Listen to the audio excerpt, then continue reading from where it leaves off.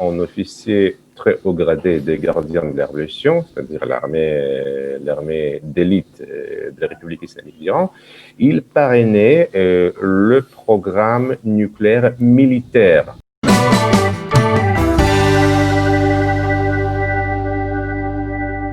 Nous sommes en ligne avec Alex Greenberg pour parler de l'élimination du père de la bombe atomique iranienne. Bonjour Alex. Bonjour. Merci d'être avec nous ce matin pour parler un peu justement de cette élimination. D'abord, dites-nous quelques mots justement sur celui qu'on appelle ici le père de la bombe atomique iranienne. C'est-à-dire le physicien Mohsen Fakhrizadeh qui a été éliminé.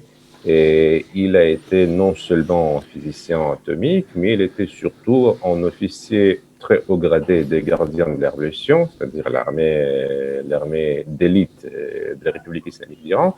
Il parrainait le programme nucléaire militaire de l'Iran, parce que ce n'était pas lui qui a relancé, démarré le programme nucléaire iranien, mais il a été à l'origine d'une ogive nucléaire iranienne. Et le fait qu'il a été très gardé jusqu'à sa mort prouve que l'Iran préfère de maintenir ses capacités militaires dans le domaine nucléaire. Alors, ce matin, il y a eu des publications concernant justement un peu les circonstances dans lesquelles a éliminé cet homme, cet Iranien. Est-ce qu'on en parle aussi en Iran de ces circonstances ? Et en Iran, on en parle, mais c'est très difficile d'établir la vérité parce que plus de détails la presse iranienne publie, plus ça devient problématique pour l'Iran parce que la réussite même des assassins d'arriver et de cibler l'officier très gardé de gardien de la révolution au cœur de Téhéran, dans un emplacement très protégé, prouve déjà que la sécurité iranienne n'est pas terrible.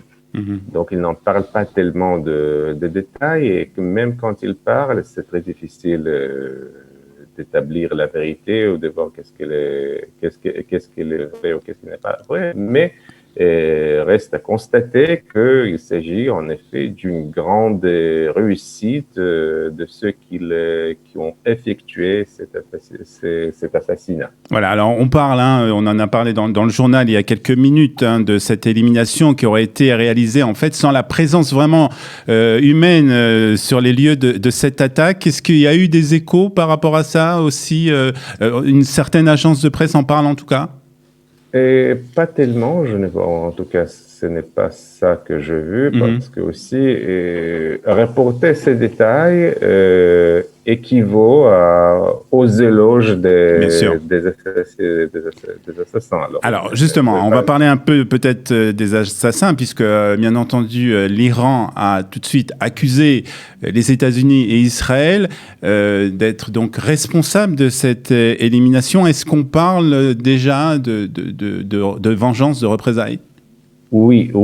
C'est déjà hier, un des journaux extrémistes, Vatan Emrouz, a mis à la une: si nous ne frappons pas, eux, ils vont frapper. Donc, il y a, parce que en effet, ce n'est pas seulement une élimination, c'est une humiliation publique de la sécurité des renseignements iraniens.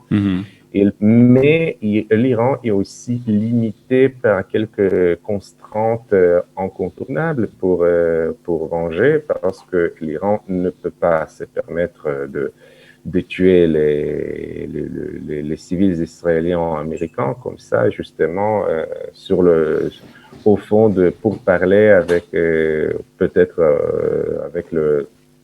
avec l'accord nucléaire, etc.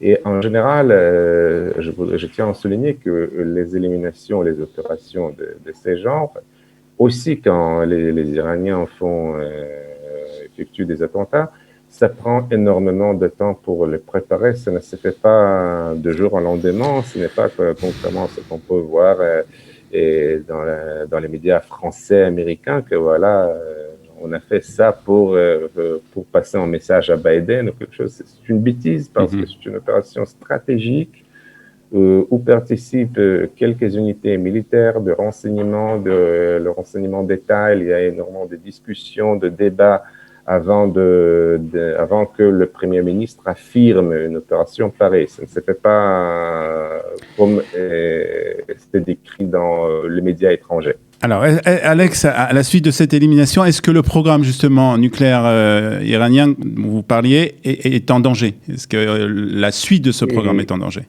Non, ce n'est pas. C'est plus compliqué que ça. C'est aussi, je tiens à souligner que les médias étrangers, notamment les Français et les Américains, emploient l'argument de l'homme d'État, c'est-à-dire ils attribuent une raison à l'action israélienne sans qu'Israël ait dit quelque chose, et comment se mettre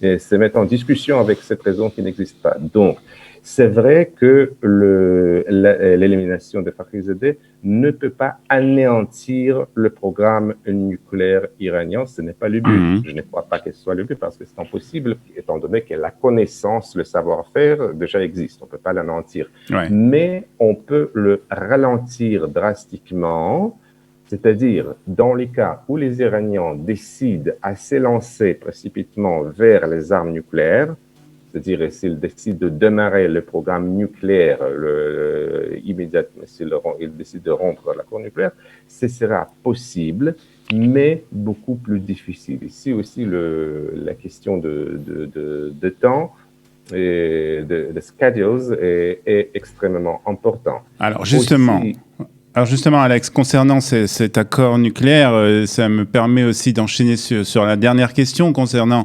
ce qui se passe en Iran. C'est l'élection de John Biden qui a eu lieu, donc a été confirmée il y a quelques jours, une élection. Comment a-t-elle été accueillie en Iran ?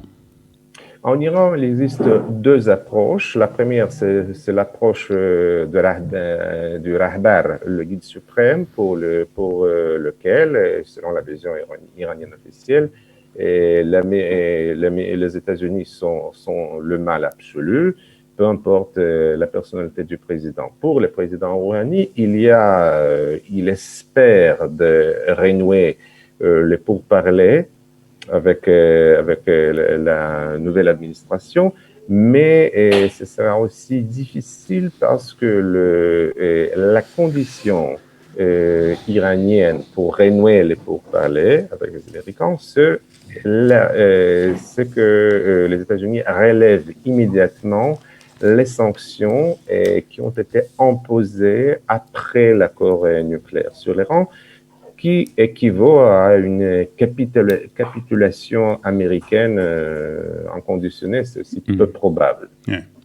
Alex Greenberg, spécialiste de l'Iran, merci pour ces explications apportées ce matin sur Studio Kalita. Merci à vous, bonne journée.